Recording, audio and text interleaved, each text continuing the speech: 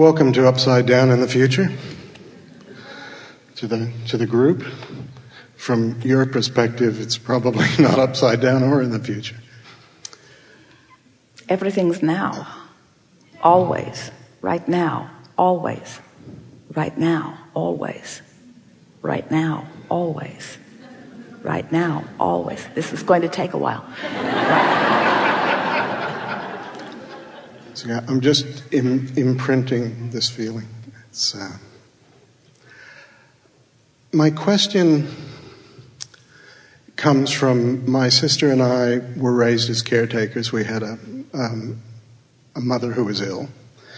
And then I spent the next few decades as a caretaker chasing people down the street to help them whether they wanted help or not and tackle them. Then I came to the understanding that my life jacket on first, because if I truly wanted to help anybody, I had to be the best that I could be for me. If you're not in alignment, you have nothing to give. Yeah. And having that understanding, there's a bump. And the bump comes from when it's somebody that I care really deeply for, and they have a need, or better still a want, I would say, rather than a need, because I don't respond to needs that well anymore. When they have a want and it conflicts with my want. Can you give us an example of how their desire say if my wife has a particular desire to have something a certain way, and I have a desire for my own enjoyment to have it a different way. Well, you must give it to your wife. Yes.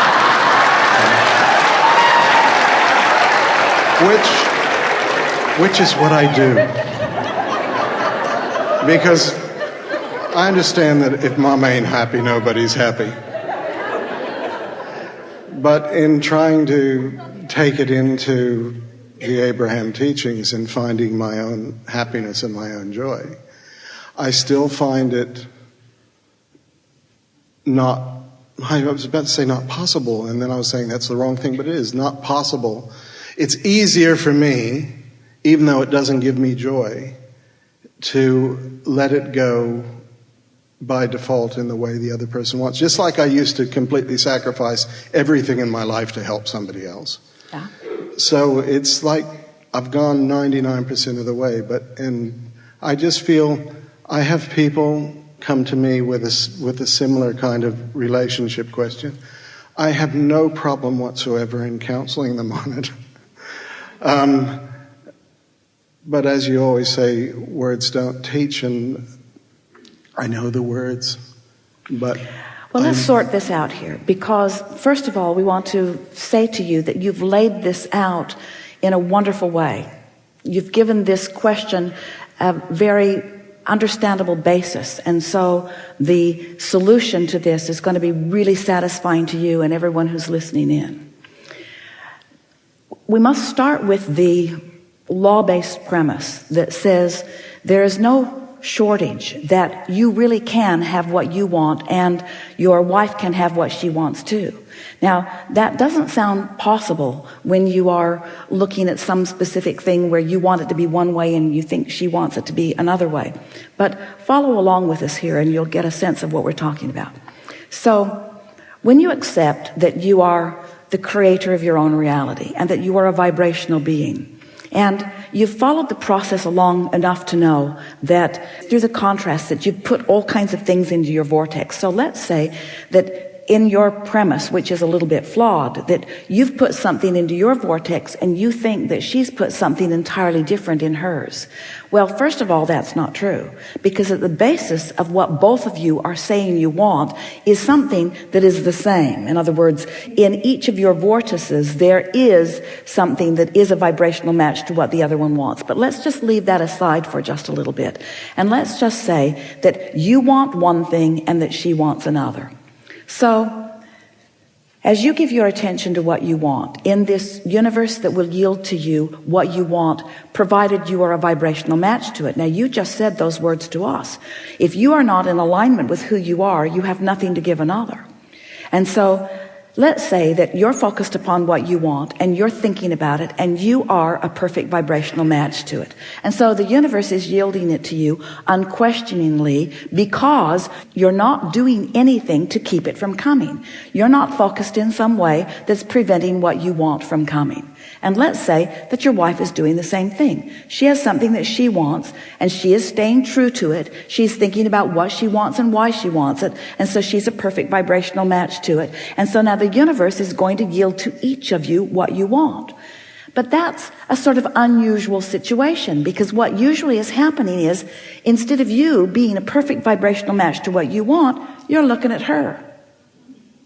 And you don't like what you're seeing, because her opinion is different from yours. So now, instead of you being a vibrational match to what you want, you've included contradiction to your own vibration because you are opposing another. And so now your vibration is all over the place, and you're not now getting what you want, and you're blaming her for it.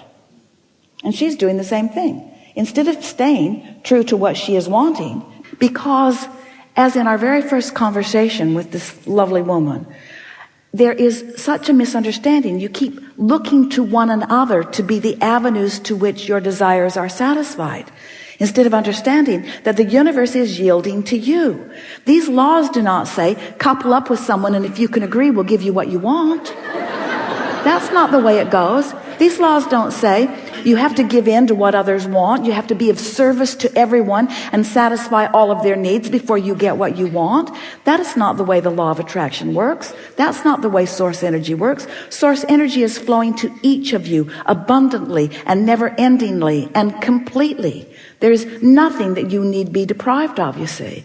And so we know, one day someone said, I want to live near the ocean and my husband wants to live in the mountains, and how can we possibly have each exactly what we want when we want something that is so different? And we said, because at the basis of what you want is the same thing. And when you let go of pushing against what the other one wants, you will discover alignment. And the universe has a way of yielding to you with such precision. It's important to note that there is not a one of you who could describe to us with any accuracy at all the contents of your vortex. Because, first of all, much of it was there before you even came into this physical body. And as you've been adding those rockets of desire incrementally as time has been going by, you put piece by piece by piece by piece by piece by piece by piece, and you have no idea, for the most part, of the magnificent way that all of this has come together, you see. When you stop nitpicking over what somebody else wants in some sort of misguided attitude that them wanting and getting what they want could somehow deprive you of getting what you want, when you understand your unequivocal relationship with source energy and the undeniable truth that you will have what you want provided you don't oppose it vibrationally, and you stop using your mate or anybody else as your excuse to be opposition-like in your vibration, then the universe yields to you. Better stated, you are in a vibrational place where you realize what's being yielded. And in time, you see, you're never uncaring about the other, because a large part of what's in your vortex is your desire for all of them to be satisfied too. Not one of you came forth into this physical body with any shortage consciousness. You came knowing the abundance of this universe and rooting for everyone else too. It's the belief that somehow there's only so much of this pie to be divvied up. And if somebody else gets that, then I won't get that. That is such a flawed premise. And if you could just understand that it's just you and your ability to realize that we're talking about here, and that you have the ability to work it around in your mind in a way that you can be a vibrational match to what you want. Do you believe that? We know it for sure. That was the emotional epiphany I was looking for. Thank you. Yeah. So then what you want to say to others who you think want things that are different than what you want, you want to say to every one of them, it is my fervent desire that you get every single thing you want. And then if it comes to the forefront of your mind, or they say,